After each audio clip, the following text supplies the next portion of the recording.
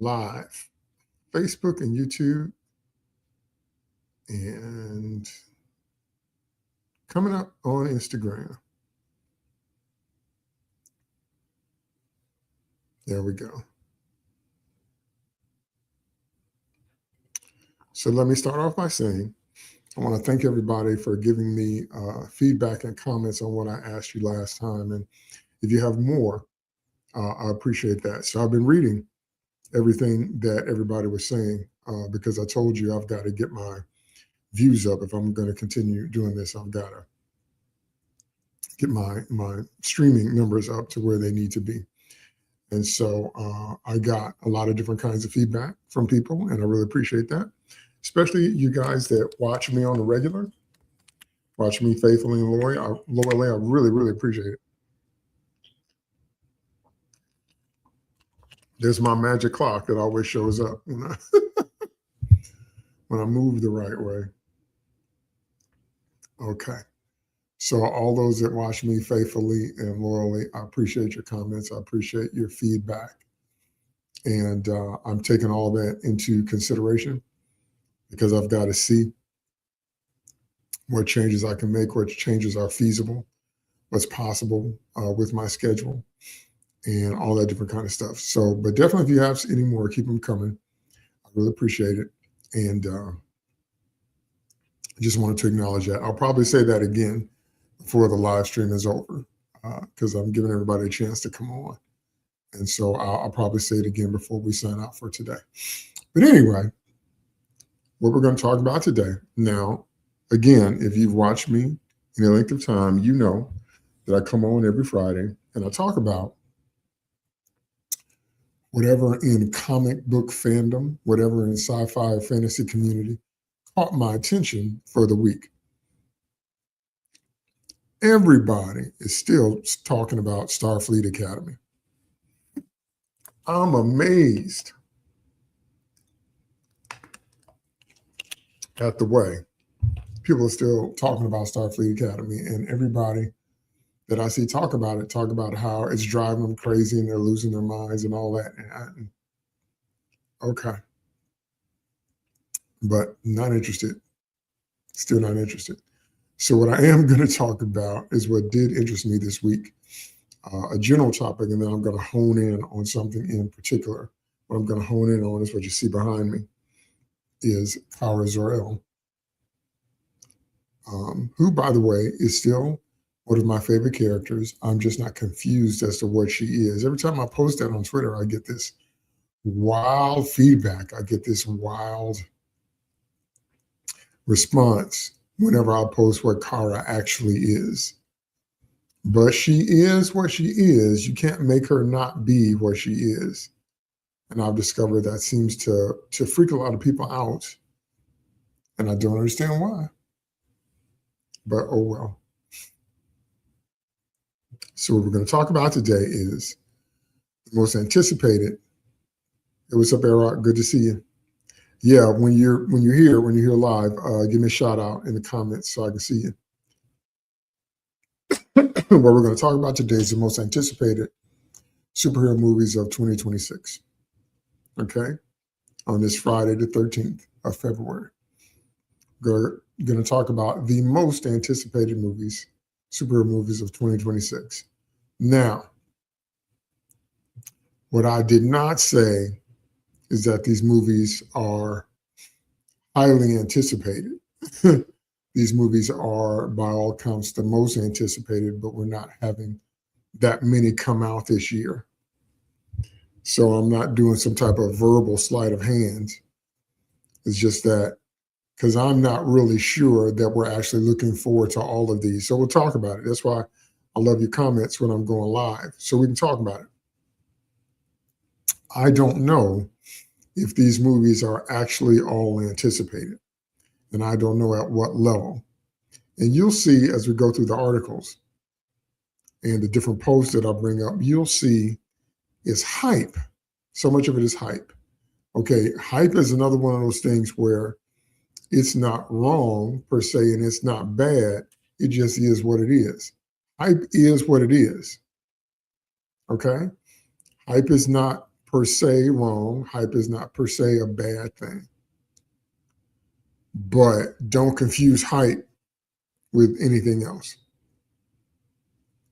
Don't confuse anything designed to hype you up with how people might really feel.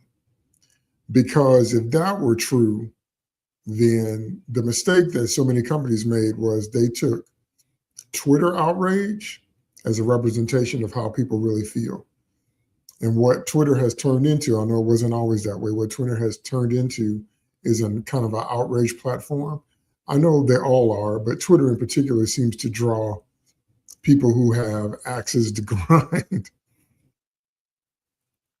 So they mistook that for thinking that when you see stuff trending or when you see tweets that blow up, that that's how everybody feels. And what you're looking at many times is the opinions of a very small minority. They're just loud. And so what has been happening, remember that quote that I posted? I love the quote all the time because it was said in at least two places, but we know it was said by somebody from Doctor Who. They said, for every traditional fan we lose, we're going to gain 3 more woke ones. You remember that? Remember when they're bashing traditional fans and they're bashing traditional versions of characters and they're tearing down the characters that we have loved for decades now. They're tearing down the versions of characters that made them popular, and they're turning them into woke versions. Okay? And they said, for every traditional fan that we lose, meaning we don't care about you oldies, we don't care about you traditionalists, we don't care about the people that have loved this property the longest. We don't care about the people that are the ones that made us rich. We don't care about the ones that gave us money, that bought comic books when nobody was buying comic books. We don't care about you. What we want is the new, young, modern audience. The modern audience is all about wokeness. Swapping white characters for black, turning male characters female, turning straight characters gay, turning straight characters trans, rewriting origin stories, turning established villains into heroes like what they did with Doomsday. All that's wokeness. All that's designed to attack the foundations and tear them up. They said, we want that. How has that worked out? How's that worked out for Star Trek? How's that worked out for Star Wars? How's that worked out for Doctor Who? How's that worked out for Willow? How's that worked out for Indiana Jones?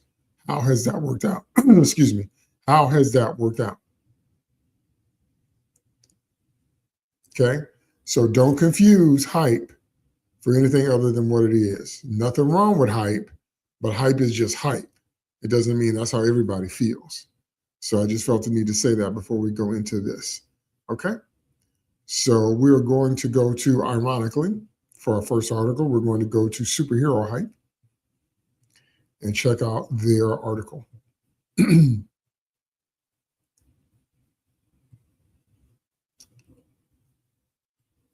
All right. Let's see if I can make that a little bit bigger. All right. Most anticipated upcoming superhero movies of 2026. The superhero movie genre is not quite the juggernaut it once was in Hollywood. Well, duh. But why? But why? You see how they talk about what, but they don't talk about why. And when they do talk about why, they try to pass it off as something called superhero fatigue, which isn't true. You've heard me say it time and time again. Superheroes, as we understand them, got codified with Superman. They existed before Superman. The tropes that we think belong to superheroes actually were invented before Superman. And some of them were not American at all.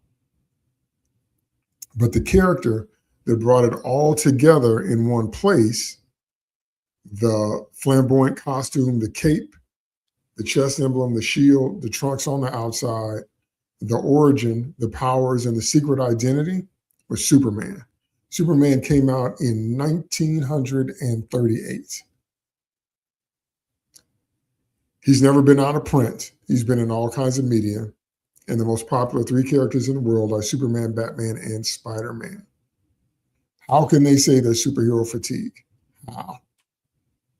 Have you checked the numbers for Absolute Batman? Have you checked how DC is killing it in the comics this year because of their Absolute line? And at least half, if not more, of those titles are Absolute Batman. So how can it be said? Rob Liefeld is relaunching a lot of his titles under his own control and doing really well. How can it be said then that there's superhero fatigue? That's not what we're tired of. What we're tired of is bad stories. So I just want you to notice how in the article they talk about what, okay, but they're not really talking about why. Both Marvel Studios and DC Studios have reassessed their priorities. Reassess their priorities. What was their priority before? Okay. Marvel Phase 1, it was about telling good stories. It's about mounting good characters and good stories, which is why it worked so well. And they had quality controls in place to make sure that it did. Then they changed, threw all that out, and said, no, we want the woke audience. Okay. Reassess their priorities and the pacing of their releases in recent years. Despite this, there are still several superhero films to look forward to in 2026. What are the most anticipated? Okay. First up, Masters of the Universe. Masters of the Universe was a revolutionary franchise when it first appeared in 1982. Wow, that's a long time ago. Like Star Wars, it presented a child-friendly mythology merging fantasy with science fiction. The 1983 animated series based on the original toy line also added superhero elements to the story, with Prince Adam playing the fool to hide his alter ego of He-Man. See, that's a trope. The bumbling, underconfident, kind of beta, normal guy hiding the powered hero underneath. That didn't start with Superman, by the way, but it's been around for a very long time. So the franchise's origins were decidedly shaped more by sword and sorcery and dystopia than chivalry and space opera. Okay.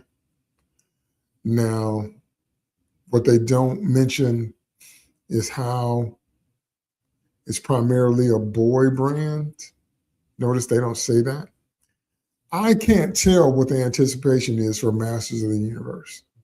I really, really can't. I can't tell if people are really excited about seeing this or not. And the reason I say that is because what crowd is this movie designed to appeal to? Because the people that have loved, and I see your comments, I'm gonna put them on the screen. Thank you so much. The people that have loved He-Man and Masters of the Universe all this time are older. So I don't know if there's a younger crowd that's into it. I'm not saying there isn't. I said I don't know if there is or there isn't. And then with the She-Ra cartoon in particular, they just went woke. And remember, woke is designed based on spite. Woke is designed to tear up everything good about what people have loved for years. It's not designed to tell good stories. It's designed to spite traditional fans. I don't see how that's arguable at this point. And so I don't know how many people and what's the target audience? Who is looking for He-Man? It would be older people if you want the people that have loved He-Man the longest, but they've already got some jokes in the trailer about, using pronouns, he, they, or whatever, and it's supposed to be a wink, and he's transported from this universe to, his universe or whatever, but no one thinks that that's funny except the woke crowd. Everybody's tired of that. Everybody's tired of that. I can't make you understand how tired people are of that. Yes, they are. Yes, they are. Everybody's tired of that. So, like I said, I don't know how well this movie is going to do. I think for this movie to do some really good numbers, it can't just be a good movie. Superhero movies are past the point where they can just be good. They have to be exceptional. They have to be outstanding. They have to be blow you out of the water kind of good. And I don't really see that happening with this. Also, one of the phenomena, see, because many times what people do is they create content, but they ignore environment. Art is always a reflection of the time in which it was created. And the environment in which something is released always impacts how it does. What kind of environment is this being released into now? Because you've heard me say it before, but what we have now is a diffused fan base. Way back last century, before the turn of the century, we had a focused fan base because we only had so many TV channels, because there was no social media. You had no chance of meeting your favorite actors unless you went to sci-fi conventions. There was no chance, literally no chance you could ever talk to the people you loved on the screen unless you went to a convention. And I have met many heroes at conventions. I met Lou Ferrigno. I met Aaron Gray. I met Walter Koenig. I met Nichelle Nichols. I met so many people at comic conventions because that was the only shot you had last century. So with a limited number of channels, with the only chance to meet your heroes at conventions, with everybody pretty much consuming the same content, and that bled over into this century because we had that with The Flash. When The Flash was in that first season, man, The Flash was must-see TV like nothing I've ever seen, man. So it's not that that didn't continue, but that was, again, before streaming hit.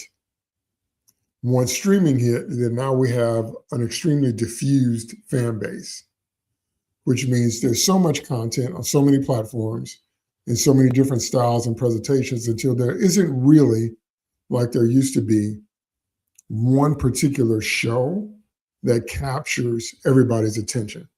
Now, it can still happen because it happened with Game of Thrones. Game of Thrones captured the world's attention. That mug was global, like nothing we've ever seen, but we really haven't had a repeat of that. The Last of Us was good when it started, but it wasn't up there like that. And then they made the same mistake in the show that they made in the game because they are determined to do things that fans hate. I will never understand that kind of backwards thinking. So my point is that I don't really know who would be anticipating this movie. I don't know who it's for. You have to have a target audience that's marketing one-on-one. You have to have a target audience. You have to have people that are the most likely to consume your product.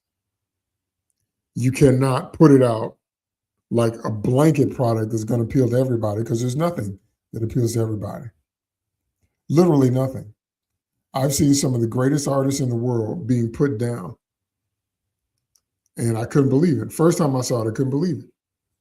Like the way some people put Michael Jackson down. I'm like, there is nobody like Michael Jackson. There's never going to be anybody like Michael Jackson. There's no one that's ever united people across ethnic lines, country lines, geographical lines, generational lines like Michael. And still some people see, so nothing appeals to everybody, not even the greatest of anything appeals to everybody. So you got to appeal to somebody though. So I don't see where this is going. Supergirl. Now this is one I'm going to talk about the most later. We're going to zoom in on this one. But Millie Alcock first appears as Kara Zor-El in the final scene of 2025's Butt Kick Man, because they ain't Superman. Her presentation of the Maid of Might as a drunken party girl flew in the face of most interpretations of the beloved superhero. It almost immediately grabbed audience attention and built a buzz for 2026's Supergirl movie. That's just hype. Yes, it grabbed attention. That doesn't mean it grabbed buzz. That doesn't mean that it's anticipated. It just means that people talked about it on social media. Film is loosely based on the comic book miniseries Supergirl Woman of Tomorrow, which I told you should read before you watch the film. If you're planning on watching the film, you definitely want to read this because you probably won't understand what's going on in the movie because this is going to be the most non-traditional presentation of Supergirl we have ever seen. Every Supergirl we've seen up to this point has been rooted in Golden Age Supergirl on some level. Okay, Helen Slater, okay, Laura Vandervoort, Melissa Benoit, Sasha Kaye, even though she was Flashpoint Supergirl and she didn't look like, she was named Kara, but she didn't look like Kara. She looked more like Laura Lane Kent or Sir El. But every Supergirl we've had, then we had fake Supergirl on Smallville as well before we got to Laura. That was played by Pilecki. And fake Kara is what we called her. So, I mean, every version of Supergirl we've seen up to this point has been based on Golden Age Supergirl. We've never even had a live action version of Matrix Supergirl. So we did have a little bit more bratty Supergirl when they brought Supergirl back in the pages of Batman and Superman, or World's Finest. The girl that fell from Krypton, the girl from Krypton, the girl that fell from the sky, she was bratty. She was more angry. She eventually becomes a Red Lantern. Her origin was tweaked, all that. We haven't seen that in live action.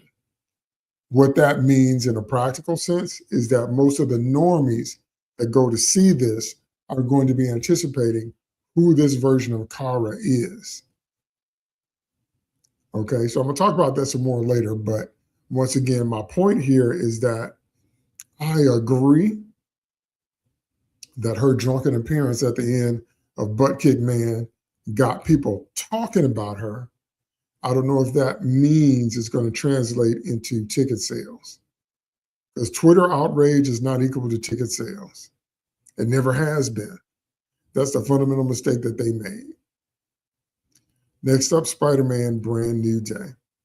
Now, this is the only movie that I think, besides the next one, this is the second movie that I think is actually going to do numbers, because the Spider-Man movies normally do numbers because Spider-Man is beloved worldwide.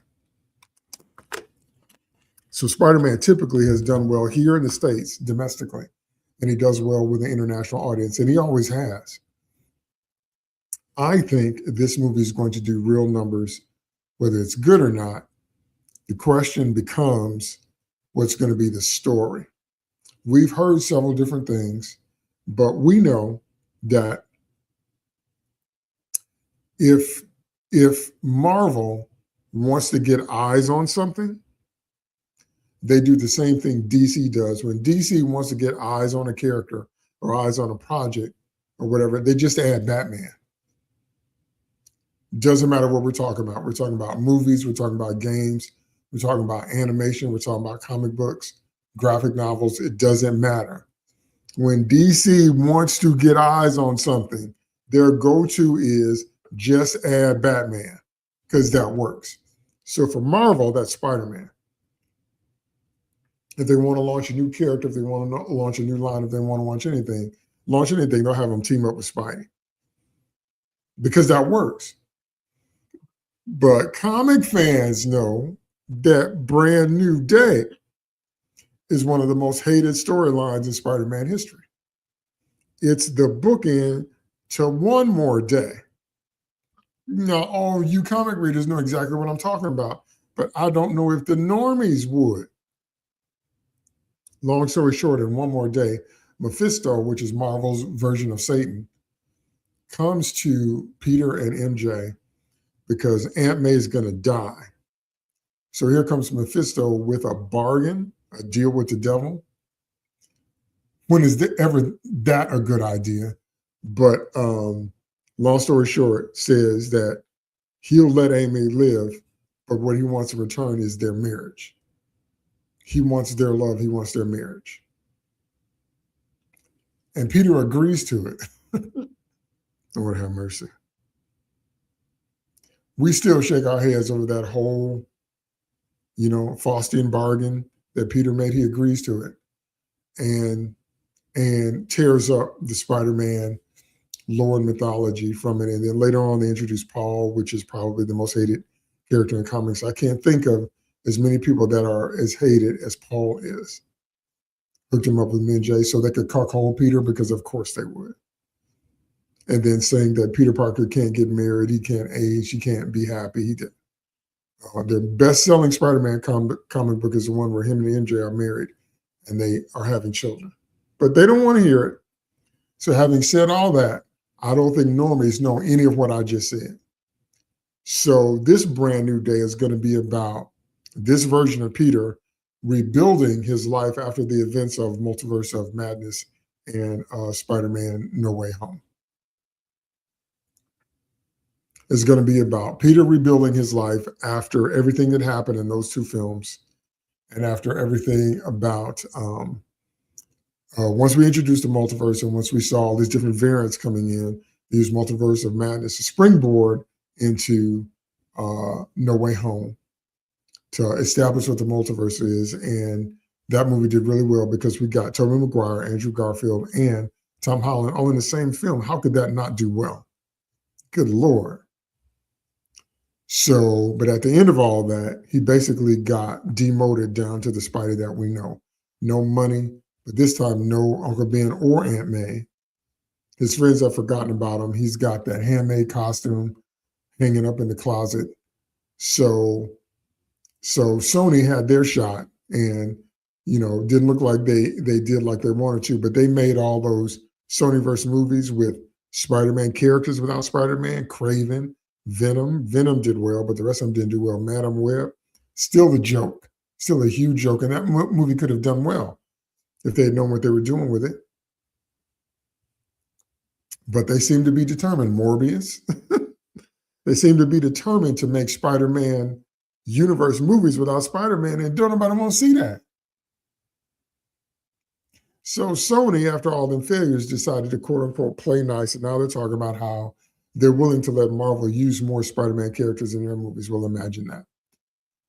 So it remains to be seen how this is going to play out.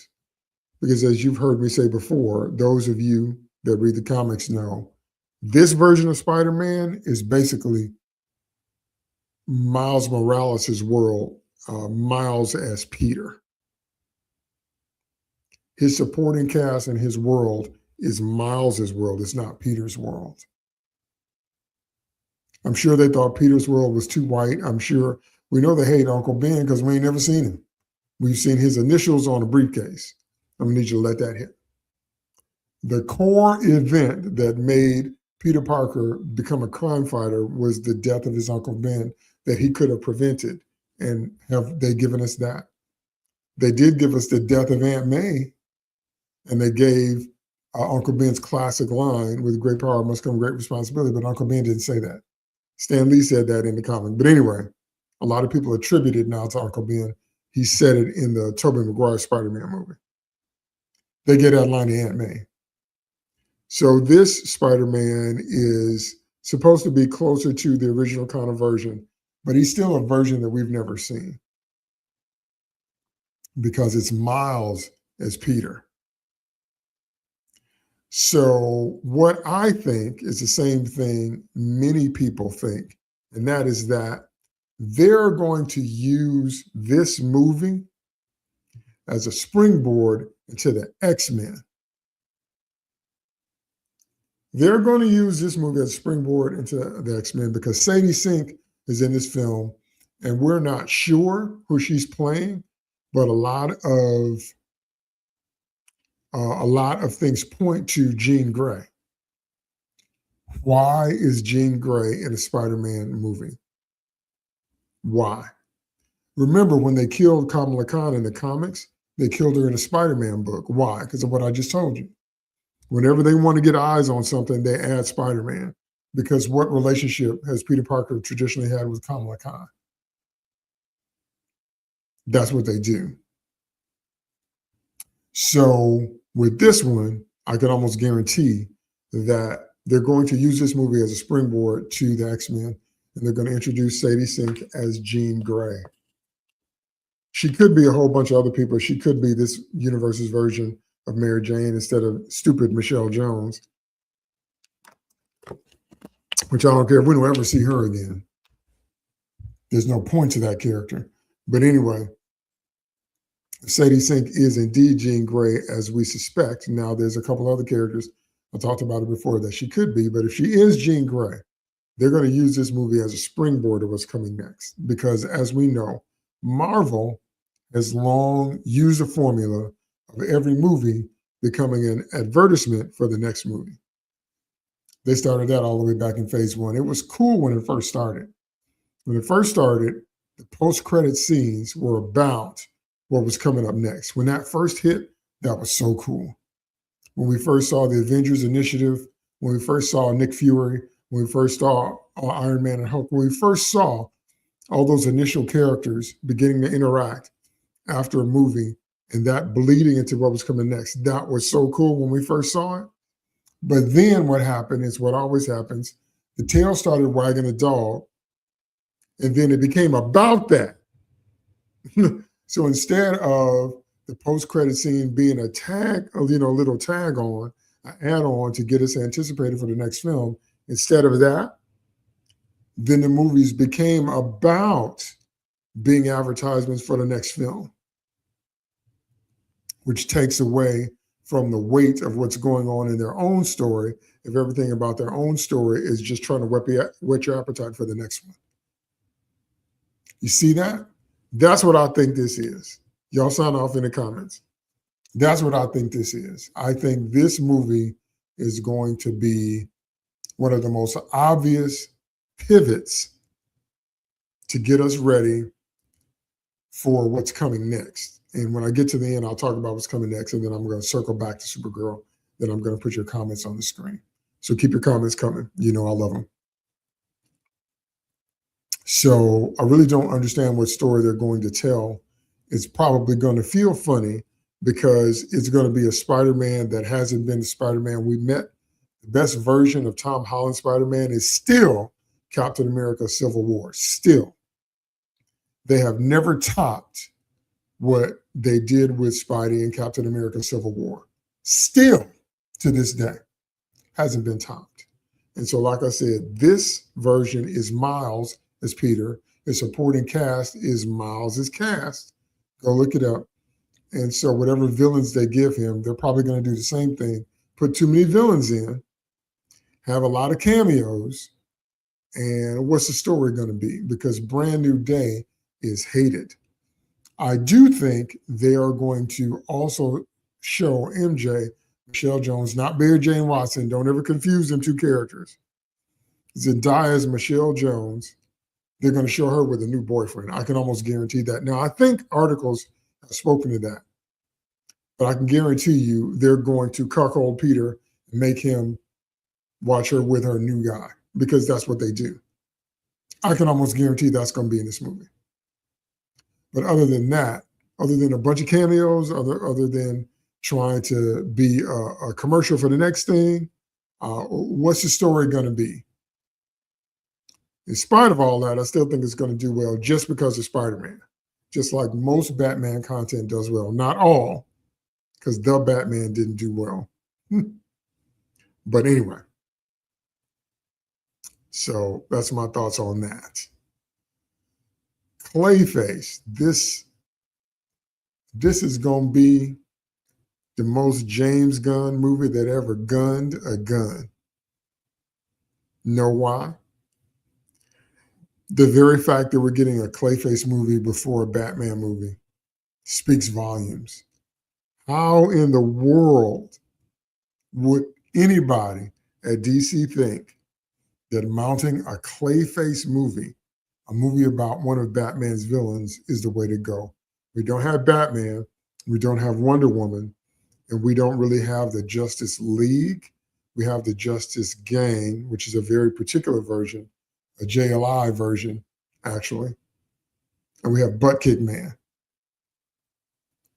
So Gunn Schmun says, let's do Clayface next.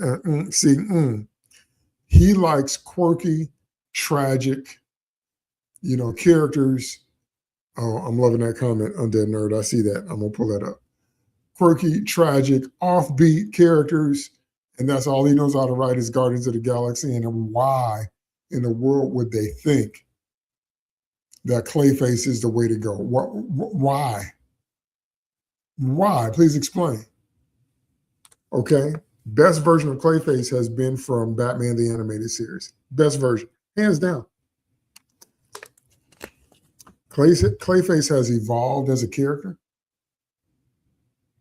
Okay. Clayface used to be someone who could just change their face. Then he evolved into kind of the blob monster that you see there. Because on Batman the Animated Series, he lost control of his ability to morph.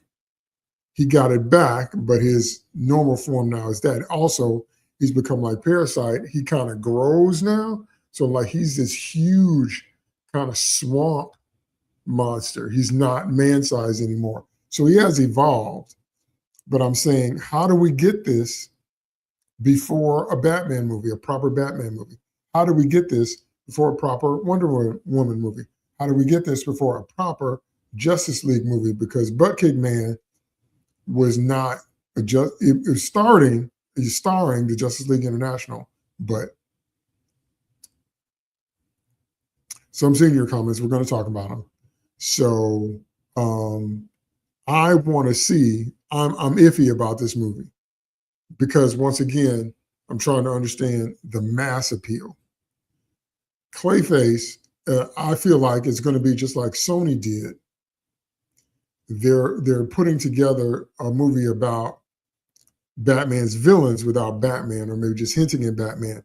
How did that work out for Sony? It only worked out with Venom. Okay.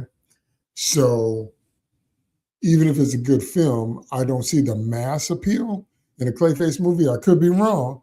I could absolutely be wrong. I'm saying I don't see it.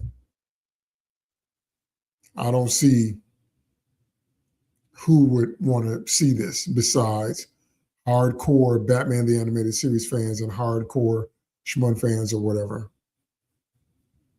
Okay, I just can't see it. Next up, we got the big one.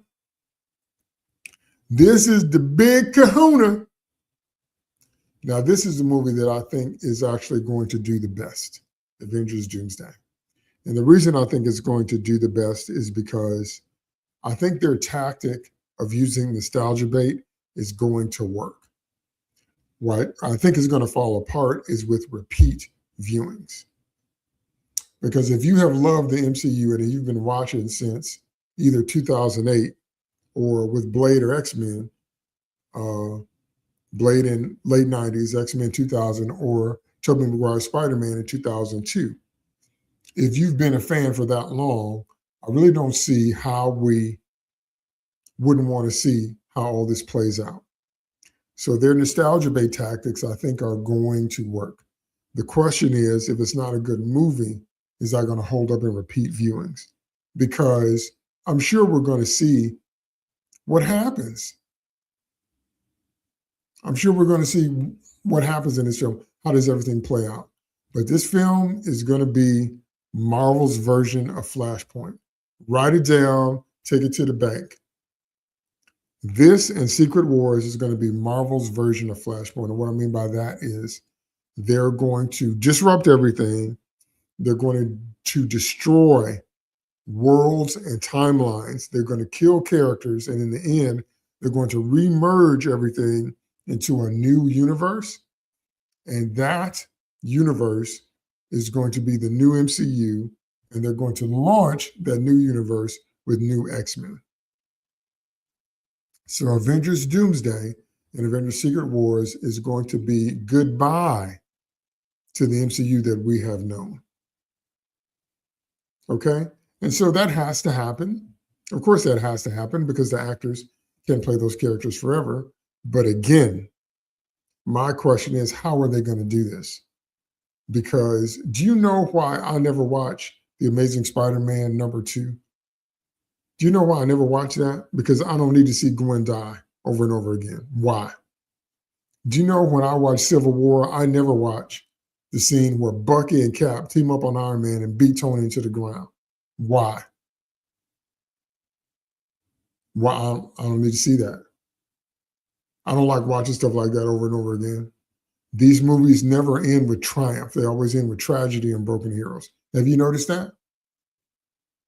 Always ending with tragedy and broken heroes, broken relationships, everything broken down, broken, broken, broken. Dark, dark, dark. I don't need to see that. That's what I think is going to happen here. How do we know that's true? Because they broke Vision, because they broke Hulk, because they broke Thor. Okay, Cap was the only one they didn't break. And I still say they broke his character when they had him, defending Bucky. But every time I say that, I get this whole long, drawn out argument from all these people about how Bucky was a victim and blah blah blah blah blah. Every time I say that, so but Cap was the only one that they didn't break. All the strong male characters they broke, and then they killed Tony. Killed Tony, broke Vision, broke Thor, broke Hulk. Cap was the only one. So that's why I think same thing is going to happen here. They're going to break Magneto. They're going to break Professor X. They're going to break Cyclops again. How many more times do we need to see Cyclops broken? We saw that in X3 the last time. Do we need to see that anymore? Really? I mean, so this is what's going to happen over and over and over again. And this is going to be goodbye as we knew it to the MCU. So like I said, if they did it with any type of respect for what's, happened in the past, that would be different. But I just don't see them doing that. I just don't see them having that kind of respect because they haven't had it up to this point. So what's going to magically make them manifest it now? We're still mad about Broken Hulk. We're still mad. They keep talking about they're going to bring Savage Hulk back. We don't care. Why would we care now? That's a little bit too little too late, as far as I'm concerned. Okay, let me talk about Supergirl right quick, and then I'm going to take your comments. Okay? Look at what they're doing here. This is making me laugh. This is proving my point. So for all of you that keep arguing with me about what Supergirl is, look at this. Supergirl takes over Superman Day as DC launches Summer of Supergirl. She's a spin-off character. She's a hot blonde in a Superman costume. Okay? So they're going to have her take over Superman Day. Why don't it? Spider-Man Noir. Yeah, I'm going to pull that up because I do have something to say about that. But I'm going to pull that up when I pull your comments up, just so you know. So with Superman, how come there's not a Supergirl Day? Why can't she have her own day? Why does she have to take over Superman's day? Because that's what Kara does. Remember on the TV show with Melissa Benoist, because I refuse to say Benoist. That's a French name, and I heard her say it properly once, Benoist, so I'm not going to say Benoist. Anyway, they gave her the storyline for the man who has everything, because that's all Supergirl does is gang Superman storylines. Okay? So they're going to have her take over the celebration. They put her in the spotlight for Superman Day. Why would you need to put Supergirl in the spotlight for Superman Day? Why can't she have her own day? The answer to that question is because she's not a strong enough character to get enough eyes on it. That's why. And I've said it over and over again, mainstream audiences are not ready for this version of Kara. They just aren't. They're not going to know what to do with it. Comic readers know what happens in this story. Comic readers know this is the most non-traditional version of Kara we've ever seen, but mainstream audiences aren't going to know that. That's what I keep trying to tell you. So everything up to this point has been based on that version, the original version, the Golden Age version, the Silver Age version, excuse me, when Kara first shows up,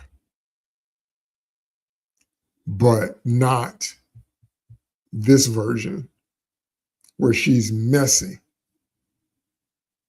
And so Millie starring in it is going to get eyes on it. And hype is going to get a certain number of eyes on it, but the story is going to leave people stunned just stunned beyond recognition. So for everybody that keeps arguing with me about how Supergirl is not just a spinoff character, or having to take over Superman's day, it just proves it again. Why does she have to take over an established day for Superman? If she's strong enough on her own, as a character on her own, to do her own thing, why? Why? Okay.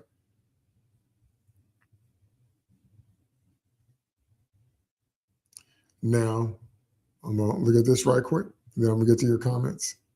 Look at this right here. Supergirl and Clayface raised red flags for Warner Brothers in 2026.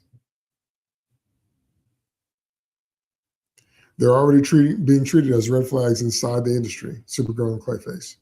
Expectations for them appear notably muted, as both DC films made Park News' list of red flags for Warner Brothers this year. Supergirl even cited as lower budget. And why?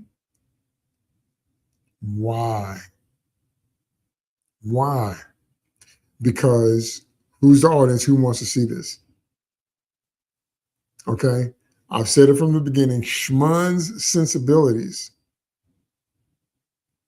for DC are wrong. He's the wrong person to put in charge.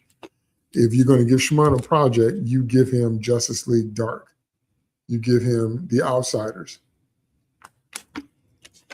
You give him Metamorpho. You give him Etrigan. You give him Constantine. That's who Schmun wants to do. Okay? Now, real quick, we're going to talk about the Supergirl test screenings, because that dropped this week too. Reported Supergirl test screening reactions may not be what DCU fans wanted to hear. What do they mean by that? Trailer for Supergirl received a mixed reception. I don't need to see that little dog that's not Crypto ever again, and I don't need to see him peeing ever again. The Crypto pee, to me, is the perfect metaphor, perfect allegory, perfect idiom for what this is from Schmun. Crypto pee. Supergirl had a test screening roughly 2 hours, 5 minutes. From what I heard, the feedback was not that great, but it wasn't a bad film. Some scenes shine a lot more than others. Millie is praised for her acting in the role. Lobo has 2 fights. The villain is underwhelming. Okay. Supergirl can deliver a summer hit for DC Studios, but is not guaranteed. Already, folks, this is going to be a niche film. There's nothing wrong with niche films, but every film is not supposed to be a niche film. This is going to be a niche film. Okay? So let's look at this Instagram post, because, again, it's more hype. Remember, I told you, hype is hype.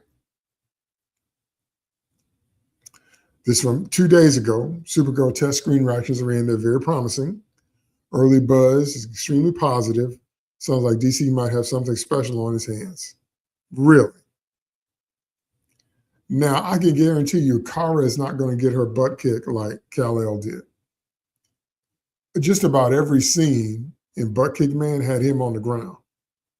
Ultraman, when Ultraman was still in, did Armor, Metamorpho, just about every scene had him losing his temper or getting his butt kicked. Okay? I guarantee you Kara is not going to go through that. Kara's not going to get her butt kicked in every scene. She just won't.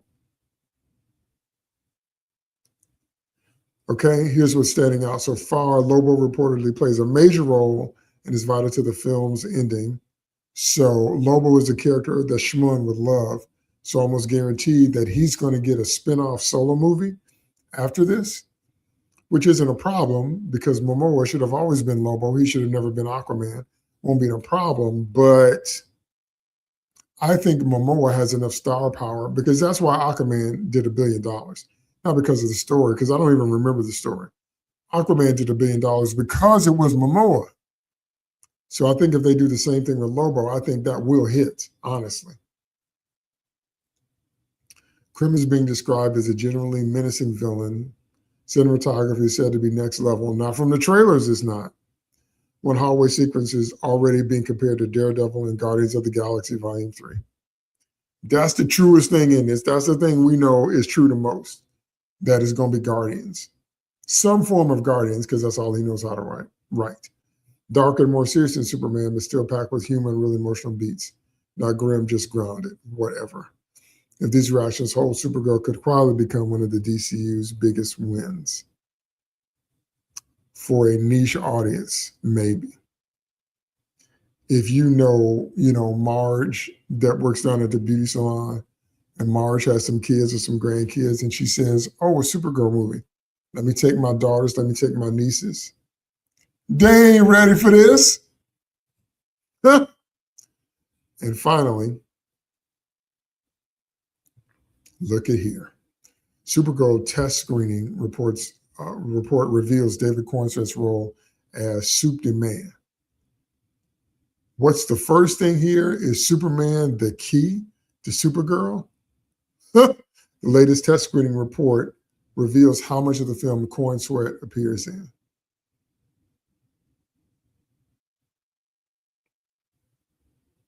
Okay. So Superman's going to have more than just a cameo? Yeah, really? So once again, they need him to get eyes on it. Once again, sounds like it's more than just a cameo, with him reportedly having at least 3 scenes in the movie. Supposedly they're very important to Kara's character development. So he's not there just to be there. So once again, they're pretty much thinking we have to dial him in on some level to get eyes on it. That don't tell you nothing. So anyway, like I said,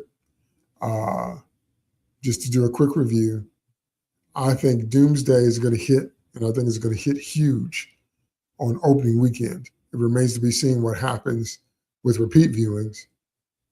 I think Clayface is going to be for a niche audience. I think it's going to come and go kind of quietly. I think it's going to be DC's version of Morbius. I really do. I could be wrong, but just my opinion. I think Spider-Man Brand New Day is going to hit huge because of Spider-Man. Whether we like the story or not, I still think it's going to hit really, really big.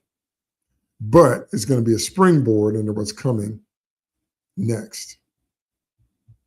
Supergirl, we just talked about, they have to do everything to point to him to get attention on her. And Masters of the Universe, I don't know. It has to be extremely outstanding, because I don't know if the younger crowd would care. Okay. Let me pull up your comments. I see them here. I'm loving them. It's time to get to them right here. It pains me when people get Marvel and DC characters mixed up. Have you seen one of the most famous bloopers where the woman confuses Superman, Spider-Man, and taglines and all that? Remember that? Do you know what I'm talking about? Let's see if I can find that right quick.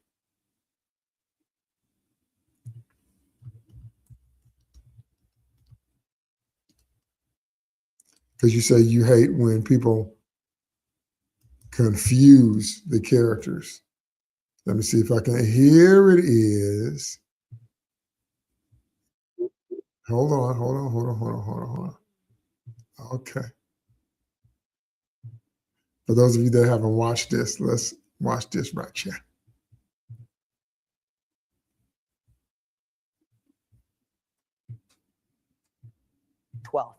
And who's your favorite Marvel Comics hero? Mine is Superman. Remember the motto? With great power comes great responsibility. Have a great night, everyone. We'll see you again at 6. Oh my goodness. That is classic. That is legendary. That is a legend if you want to talk about people confusing the universes. Okay. As a cover or a cop-out for bad writing from Iraq, race and gender swapping, if they stick to the source material, they would be fine. I mean, how many times do we have to tell them that? If only there was a platform where they could get feedback from fans for free. Oh, wait, it's called Twitter. How many times do we have to keep telling the studios they keep twisting all of these stories? If you just stuck with the source material, you'd have a hit. They don't want hits. I accepted that a while back. They don't want hits. They want to have their way. They want to spite us. They want to destroy what has been traditional. They want to put their stamp on it. That's what's more important to them. They don't want hits. So fine. Miss out. If they stick to the source material, they would be fine. No truer words have been spoken. But they won't. Do you know how beloved a character She-Hulk is from the comics? People have loved She-Hulk for a very long time. What did they do in the TV show? Do you know how much we loved Ms. Marvel, Carol Danvers, when she was Ms. Marvel? Even as Warbird and Binary. But then in the comics, she became Captain Marvel, and then in the MCU, then what happened? I was into He-Man. It had that Billy Batson Captain Marvel vibe. Yes, I liked. Yes, it really did. Will this generation embrace the movie? Not sure. That's the same thing I say. I don't see how, if you're trying to target it towards the younger generation, I don't see how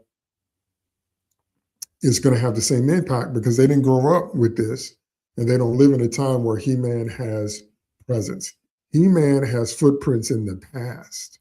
So that means the target audience would, by definition, be older. See that? It's got footprints in the past. So I don't know what the appeal is now, if they try to modern audience it up or whatever, because they poisoned the well so much for traditional boy brands until I don't know which boys are watching. I could be wrong, but that well has been so poisoned. Just think about it. Doctor Who, Star Trek, Star Wars, Willow, Indiana Jones, the MCU, over and over and over, every significant boy brand in sci-fi and fantasy has been poisoned. So at this point, trying to bring back an established and significant boy brand from the 80s, what boys are watching? Boys that are boys now won't know nothing about He-Man. Just grown men. So I don't know. I don't know. He-Man at this point is a target audience for old guys like me. If they honor the character that we grew up loving, the movie will really do well. But when have they done that? When have they taken a character that hit last century and not try to wokeify it, not try to modern audience it? And what's the biggest offender? Snow White. They went all the way back to 1970. They took the movie that built Walt Disney, and Rachel Zegler trashed it. Trashed it from the jump. So when have they ever, in this century, honored the historical roots of characters that we've loved for years? When have they ever done that?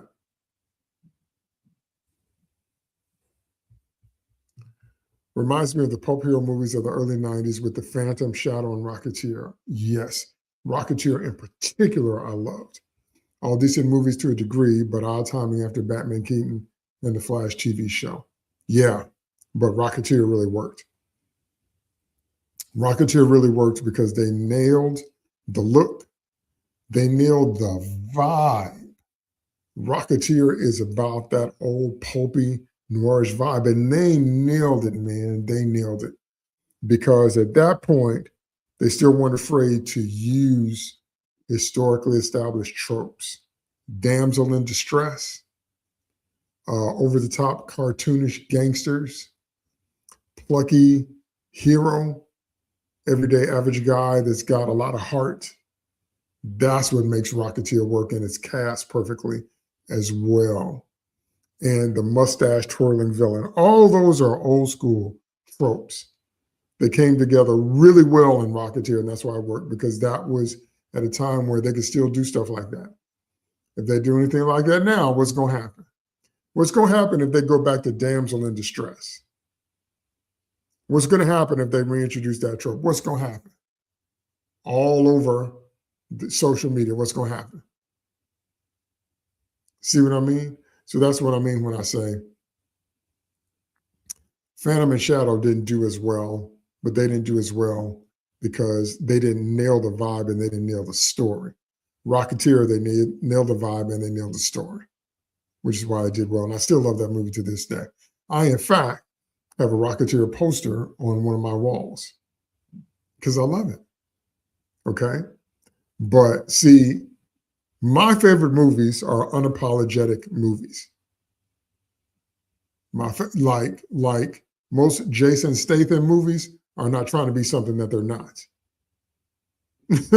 My favorite types of movies are movies that are not apologizing for what they are. Those are my favorites. Okay, they're like, this is what this is. This is what we're trying to do. Like Unstoppable with Denzel and Chris Pine, Tony Scott's last movie. I love Unstoppable. It's not trying to be anything other than what it is. I love movies like that. But now we have people in charge that are embarrassed by the source material and spend most of the runtime apologizing, stumbling over it, talking about, we know how bad, this is so bad, it's so bad, it's so problematic. No. Hancock Supergirl, no thanks. That's right, with the coat and the glasses and all that. And I don't like Hancock, by the way. Brand New Day, I'm looking forward to. Like I said, I think Brand New Day is really going to do well because of Spider-Man, and Spider-Man normally does well, but Spider-Man has a global audience. But also, I think that we want to see what they have done now with Peter's life, now that they've kind of brought him back to original Spidey. We want to see how they resolve the conflict with none of his friends remembering him. Then we want to see exactly who Sadie Sink is trying to be. So I think they have sufficiently whet our appetite enough for this movie to do really, really well. I really don't see how it doesn't, honestly. If they do a recreation of Punisher's first appearance for a poster, I'll buy that day one. See? What amazes me about when they use nostalgia is sometimes they use the wrong nostalgia. We don't want to see the Fox X-Men die again. We've seen Professor X die how many times now? 3 times at least on screen? We've seen Cyclops die. We've seen Jean Grey die. We've seen Logan die. Do we need to see that? We've seen Storm die. Holly Berry Storm died in Days of Future Past. Do we need to see that again? Sure enough, when they pick nostalgia, man, they picked the wrong nostalgia. That amazes me. It's always amazed me. Well, it's cool to see a lot of Spidey's villains in this movie. I'm worried they're going to be sidelined for just a crossover. At least they're casting actors on like first steps. Yeah.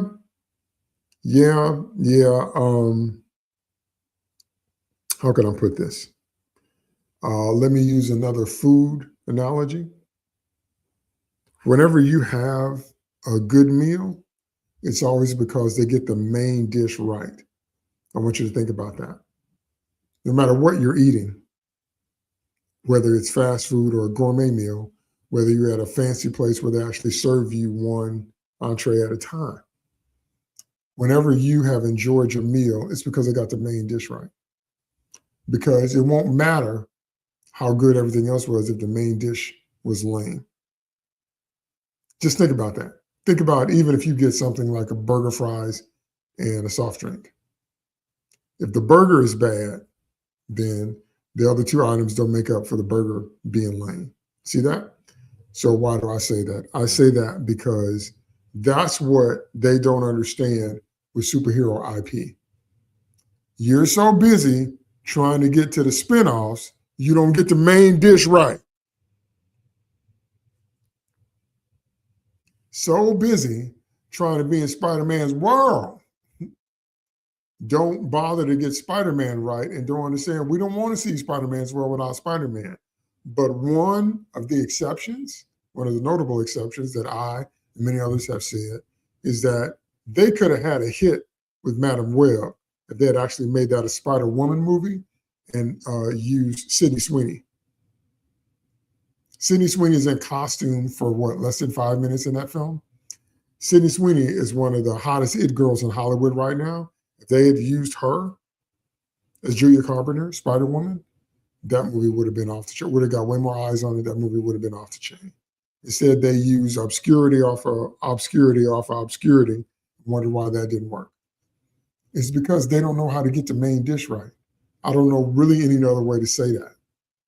There's nothing worse than coming to somebody, like I said, even if it's a fast food meal, but the main thing isn't good. They don't know how to get the main dish right. They're so busy trying to tune up for the spinoffs.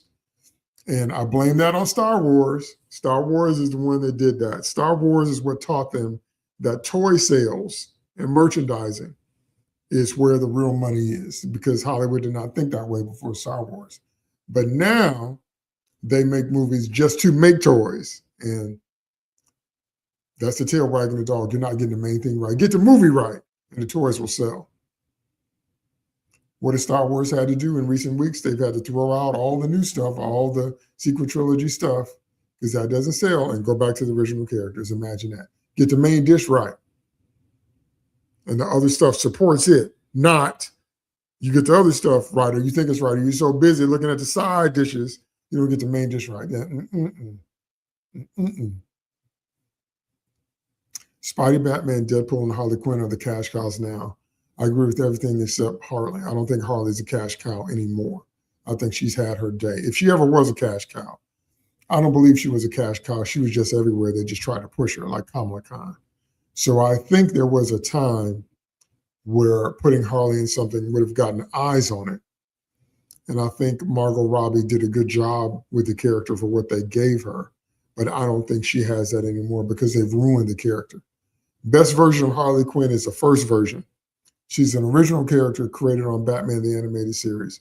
Best version of her is Dr. Harleen Quinzel, who's very intelligent, PhD, went crazy for the Joker, fell in love with a bad boy, lost her mind, and became his side chick, as well as his sidekick.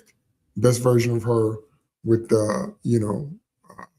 red and black, with the jester costume, best version of Harlan. They've ruined her since then. They've ruined her in every way they could ruin a character. Girl boss, feminist stuff. She's a lesbian now with Poison Ivy. She gets no consequences. When we were reviewing the show, me and my crew, Shade Wing always said, Harley don't learn nothing. I mean, they've ruined her. So I don't agree that Harley is a cash cow anymore, if she ever was. I agree that they put her everywhere. But I don't know if that made her a cash cow. And those Margot Robbie movies, Margot did a good job, but the movies were awful. And then once we saw what they did with Cassandra Cain, and once we saw what they did with Black Canary, once again, they can't leave stuff alone. They got to woke it up. White characters, black. Male characters, female. Straight characters, gay. Incompetent, men. Ginger characters completely erased and turned into something else. Black, Asian, most often. No consequences. Turning villains into heroes. They just can't resist wokeifying. I agree with Spidey and Batman. Now with Deadpool, thing about Deadpool is I don't know if Ryan Reynolds' popularity has taken a hit because of this mess with his wife and the lawsuit with Justin Baldoni and It Ends With Us. That has been a quagmire of a mess I know they didn't anticipate. I know when all that went down, as soon as all that hit, I knew that that wasn't what they were saying it was. I knew there was no way it was going down like it was being reported. As soon as all that hit, I was like, But I think what has happened in the meantime, I think that the PR and the public perception of Ryan Reynolds and Blake Lively in particular has gone way down. I think Deadpool is still strong enough of a character to get eyes on projects. I think. But I think mixed in with it now is maybe some bad press for Ryan Reynolds. I could be wrong, but I do think there's still enough strength left in the Deadpool character for including him to get eyes on what they're going to do. So there's that. But I don't know how much more after this. I don't know how many more legs Reynolds as Deadpool. I don't know how much more legs that franchise has, to be honest. As long as he starts moving away from Stark Spidey, I'm okay with it. At the same time, doesn't matter at this point. Both of those are good statements. As long as he starts moving away from Stark Spidey, that's right. Iron Spider Boy. Nobody liked the Iron Spider Boy. Okay. So if he's moving away from that, that's fine. But at the same time, does it matter at this point? I don't think so. I don't think so. Tom Holland has said this is going to be his last Spider-Man adventure, but I don't believe that. Because how many times do people retire? This is the last one. I'm not coming back. Yeah, if that paycheck is good enough, if the money is right, then the scenes all of a sudden, then the movie's tight. So I don't believe that. But the question is, are they going to continue with Miles Morales' world with Tom Holland? Because that's who he is. So I don't know. So I don't know if it matters or not. Gunn is a liar and a con man. We're getting a Clayface movie before everything else that was announced, even before a Sergeant Rock movie. Tell me how you really feel. Just kidding. A liar and a con man. What is true is that DC has done the same thing Kathleen Kennedy did. Announce and they cancel, or announce and not follow through. So this comment is legit. They announced all this stuff, and this is going to happen. This is going to happen. We're going to do this. We're going to do this. We're going to do this. We're going to do that. And then it never comes to pass. It never shows up. It's quietly canceled or whatever. What's been the biggest offender? The biggest offender is the Batman Part 2. One of the things that has always amazed me, and you've heard me say it before, just because people think you're stupid does not mean you're actually stupid. Just because they think that we don't know gaslighting when we see it doesn't mean that we actually don't know gaslighting when we see it. You following what I'm saying?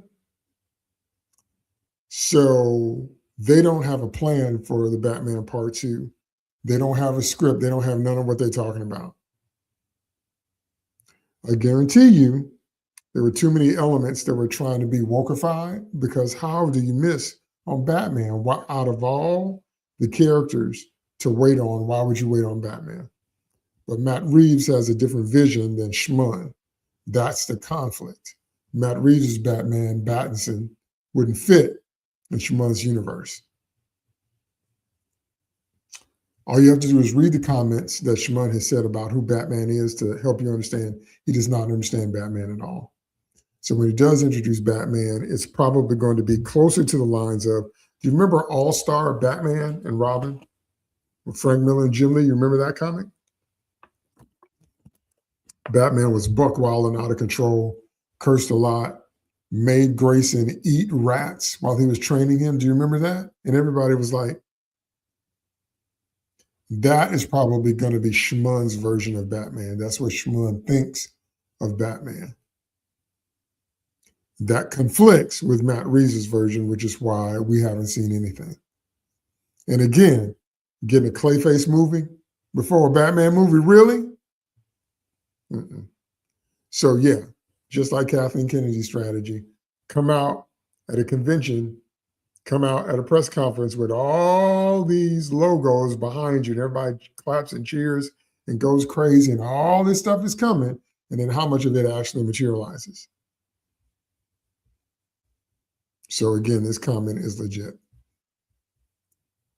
As long as Clayface is like John Carpenter's a thing, I think it has potential.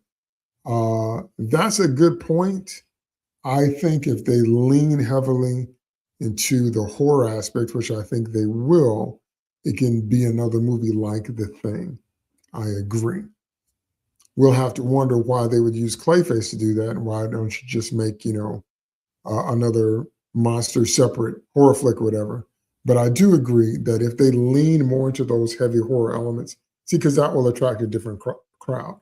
The Clayface crowd is us hardcore sci-fi fans, because who else really knows who he is?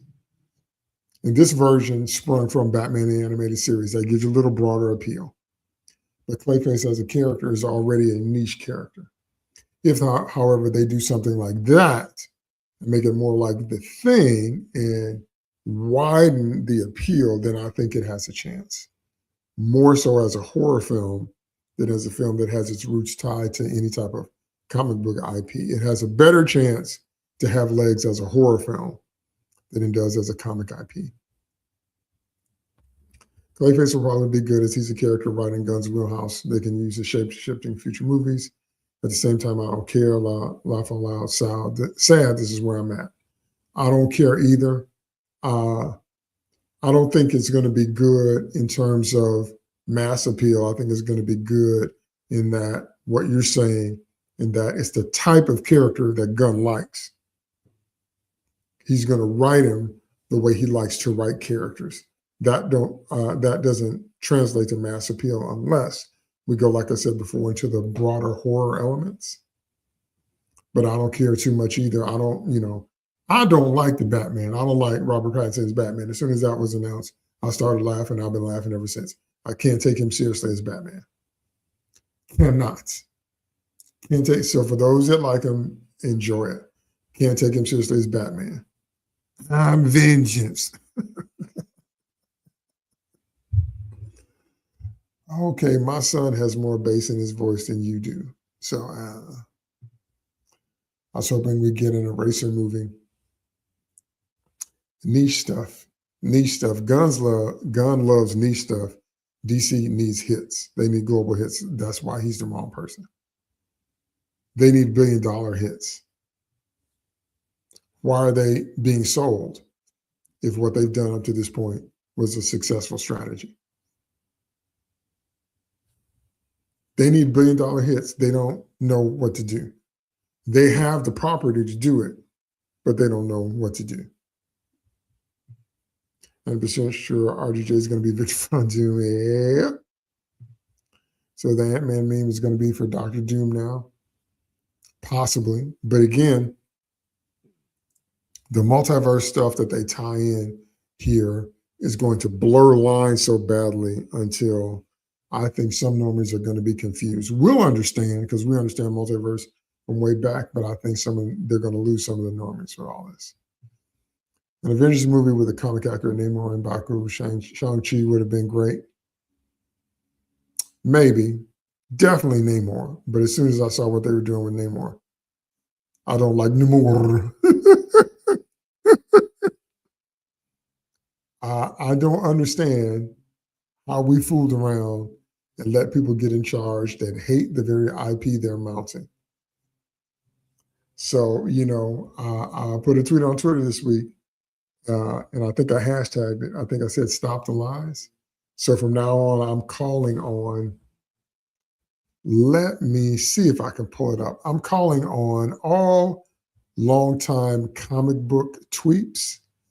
I'm calling on you to, when you see these woke lies,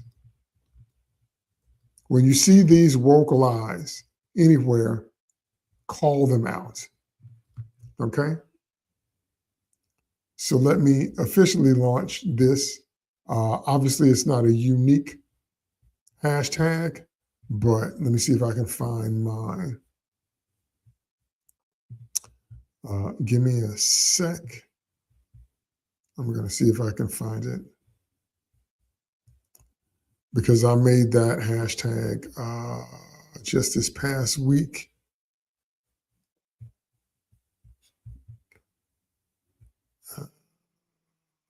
Yes.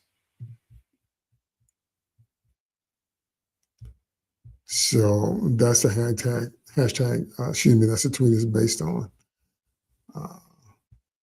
But anyway, what I said was, don't allow the woke lies to continue. If you are a longtime comic book fan, I'm calling on you to call out the woke lies when you see them. No longer are we going to sit quietly, sit in silence. Now, I know nerdrotic, critical drinker, I know a lot of people have been doing it on YouTube for years, but I'm calling on all of us now to, when you see these ridiculous woke lies in any form of media, traditional media, social media, any form of media, that you call it out and talk about how untrue it is. I'm still scrolling, trying to find this. Twitter's search algorithm is terrible. You ever notice that? You can type in your search word for word and it still don't come up. Here it is. Oh, okay. No, I didn't say stop the lies. I said no more lies. So let me pull it up and show that to you right here. There it is. Always call out the lies that have divided fandom is what I said. Diversity is not new. Liking specific content does not make you a racist. The sci-fi fantasy community has always loved strong female characters because we have. You don't have to desecrate the past to build the future. So I didn't say stop the lies. I said no more lies. Okay? Use that hashtag on Twitter. Use that hashtag anywhere. Call out from now on anytime you see anything like this, where somebody's trying to pretend that diversity didn't kick in until 2015, that it was just all straight white men, that we didn't have diversity. Look at the tweet that I originally based it on. Look at that underneath. We had the Arabian Nights in 1968, the year of our Lord. We had the Space Sentinels, which was an Asian, Mercury, Hercules, Greek, and Astrea, African American. She was basically Vixen. She had Vixen's powers. In 1977, we had the first Black super team in Super Stretcher Micro Woman. And they had the powers exactly what they say. He was Reed Richards. She could shrink like Adam. 1978 in Tarzan and the Super 7, which wasn't nothing but diverse. Isis, Hercules, Sinbad, Samurai. So I'm calling on all my longtime comic peeps. Wherever you see it now, use my hashtag no more lies. And I know it's probably not unique, but use it so we can find them. Call out these lies. Diversity is not new. Okay. Liking a specific kind of content does not make you a racist. That's ridiculous. We have always loved strong female characters. Linda Carter's Wonder Woman, Bionic Woman, Almighty Isis, Buffy, Xena, Zoe Washburn, Trinity. Who are the two biggest in sci-fi and fantasy? Sarah Connor, Ellen Ripley. How can anybody ever convince anyone that we don't love strong women? How do they ever pull that off? That's what I want to know. I still want to know that. How did anybody ever convince the world at large that we as a group of people don't love strong female characters? How? When we have loved Sarah Connor and Ellen Ripley, and going further back, Linda Carter's Wonder Woman, go far back as you want. How did somebody pull that off? How? So I'm calling on my peeps, use the hashtag no more lies, and call it out every time you see it. Okay? Hulk was the worst one. That's right. I was talking about when they broke the strong male characters, they broke Hulk the worst. That was so embarrassing. They killed Tony. They broke Vision. They made Thor fat and bumbling. Okay? But Hulk, a Bruce Banner that can't Hulk because Hulk won't come out because Thanos kicked his butt so bad. Now what? He's afraid to come out. He has low self-esteem. He doesn't want to fight. He's a rage monster. Did they understand that Hulk is a rage monster? That was so embarrassing. We're still talking about him getting his butt beat by Thanos. We're still talking about, and him in Infinity War not showing up and saying no and not what? See, that ruined Hulk on the screen. I'm sorry. Sorry. He's ruined. I think the reason the movie's in a sour note is due to world building, keeps you coming back right or wrong. I think that's a big reason. Uh, I'm going to disagree on that because Avengers ended pretty well. Avengers was the last time we got a happy ending, and we all still showed up for Age of Ultron. So in the end, we thought Tony was dead, and Hulk screamed at him, and he came back to life. And then they all were eating shawarma, and they didn't really have anything to talk about, which was kind of a Whedon trope, but that was kind of hilarious. So I don't agree that every movie having to end that way is necessary. And we did show up for Age of Ultron because we were in love with the universe. We showed up after Iron Man. He ended by saying, "I am Iron Man." That wasn't sour or tragic.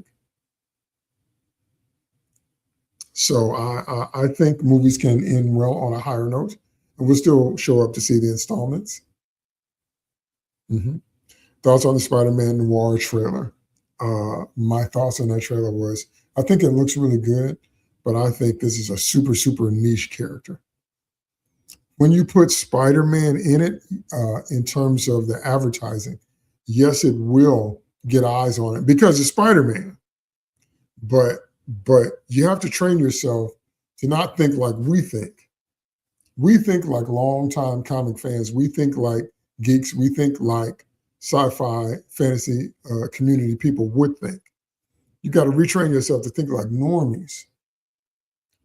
Do normies know who Spider-Man Noir is, and would they care? That's why they dropped Wonder Man all at once. It wasn't the Wonder Man that we know. We would have shown up if we actually got Simon Williams as we knew him. But they said, nope, we want Black Simon Williams and we're going to make it meta and blah, blah, blah. So, okay. Will normies show up for Spider-Man Noir? Maybe. Spider-Man in the title is going to get eyes on it, guaranteed. But this is a niche character. So I don't know how well they expect it to do. You know what really messed things up was streaming, because now no longer is content evaluated on how well it does. They just want subscriptions. So now it doesn't matter how well it does, just more people subscribe. Streaming changed the game for the worse. It really did. There's also public crypto in the marketing truly is engaged. I'm so tired of public crypto. That's not crypto. Who did crypto right was DC Titans. They got crypto right. They got Robin and Nightwing perfect. Brendan Thwaites, man, it's perfect. Donna Troy, Connor Leslie, perfect. Who they messed up on was Starfire and Raven. They got them wrong.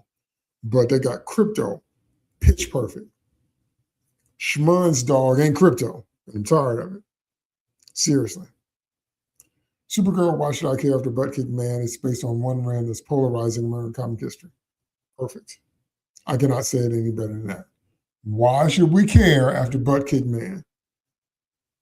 We've seen nothing but contempt for Superman and his lore. His parents wanted him to take over the planet with a harem. We've seen nothing but contempt for traditional Superman mythology. Why would we care about Kara in that context? And they zoomed in on one of the most polarizing stories. Instincts are wrong. I told you that. Crypto was annoying, but like Mr. Terrific, he had a few of the best hero moments in the Superman movie. It's like watching Rambo and Colonel Trotman does all the cool stuff. I didn't even like his moments because that's not crypto. Some things I can't see past. I know that's different for different people. But for me, I know when they mount certain characters certain ways, I can't see past them. I can't look at She-Hulk anymore at all. I can't look at Schmun's dog as crypto. I can't. My dad introduced me to the He-Man cartoon because that was my childhood. I'm so happy he did because I became a fan in the process. Once again, older audience still loves He-Man. We got childhood memories. But boys that are boys now don't have childhood memories of He-Man. Rocketeer was really good and rewatchable. Agree. They nailed the whole thing. They did. Speaking of taking things too seriously, I just rewatched the third Pirates of the Caribbean film. That's another film where they've gone to the well too many times because remember, they always want franchises. They don't want good movies. They want franchises now. They don't understand, make the movie good and the franchise will come. Oh boy, Undead, that series jumped the shark fast. I could only really watch the first one these days. And I mean, what did they do? You know, again, with all the stuff we saw with The Last of Us and so many different things. So many different things. They don't even did that with Megan. They had a hit with Megan. A killer doll. A killer doll is not new, but this was kind of a bratty, 21st century kind of killer doll. They had a hit with Megan, mess it up with the second movie because they tried to do a Terminator 2. They tried to turn her into the hero. James Cameron could do that with T2. He could do that with a different model. It wasn't the original model. James Cameron could pull that off. They messed it up with Mithrigan. That's what I call this, Mithrigan, because that's how you spell her name. You say that about Harley, I agree. I may or may not like Harley and Ivy together for a different reason. I see what you did there. Would Ryan Reynolds even do another Deadpool appearance? If the money is right, the movie is tight. The only person I think for sure wouldn't come back, and I could be wrong. The only person I would say for sure would never come back is Scarlett Johansson. I think she's done with them. I think the way they messed her over with her Black Widow movie, because she cut a deal, she got a sweetheart deal. You have to be at a certain level to get sweetheart deals. Sweetheart deals, Tom Cruise has them, Jack Nicholson has them, Will Smith has them. That's where you get a cut at the box office. So you get a salary plus a cut of the gross receipts. You got to be a major movie star to even have that conversation. Scarlett Johansson got that with Black Widow, but then they undercut it by taking it out of theaters and putting it on streaming faster than they should have. And she sued them over that. She's the only one that I could be wrong. If she shows up, I'll be happy to see her. But she's the only one that I think has the strongest chance of never coming back to a Marvel anything. She keeps saying Natasha is dead. Now, that could be just to throw us off. Could be, but she's the only actor that I think just wouldn't come back at all. Marvel stopped thinking in terms of toys after Pearl Metal left. The last core Marvel toy was Gladiator Hulk from Ragnarok. The in-game toys, every character in a lame quantum jumpsuit. Well, if they can't get that right, I don't know what to do. My screen is frozen. Can you still see me? Hope my screen isn't frozen now. If my screen is frozen, let me know in the chat. I think I'm still moving. Okay. Why'd you have to bring up All-Star Batman like that? Because that's what Schmun's version of Batman is going to look like. I can almost guarantee. Is my screen still frozen? I hope not. Okay, so I went to all your comments. So thank you so much for your comments. I said at the top of this video, I've been getting your feedback on, because I told you I got to get my numbers up on my channel to keep doing this. So I have been working on listening to your comments, listening to your feedback, trying to see what I could do to make okay, I'm trying to see if my screen is still frozen. Is my screen still frozen? Oh man, I guess it is. Oh, I'm good now. Okay. All right, good. Thanks. I'm like, what the world? What the complete world? So I'm trying to see what I could do, what I could actually do to listen to some of what you're saying in terms of feedback, because I need to get my numbers up on my channel. So I need everybody, if you wouldn't mind, please like this video and share it. And your comments always help the algorithm.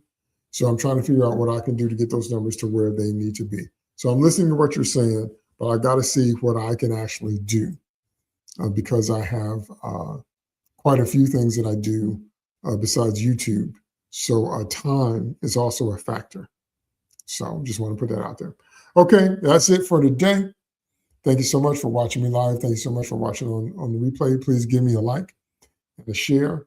I will be back same time next week. And whatever changes I make, I will announce them. So you know, if I'm making some changes, you'll know what's going on. Thanks for tuning in, And I'll see you next Friday for our next weekly Comics Chat. DT2 Comics Chat.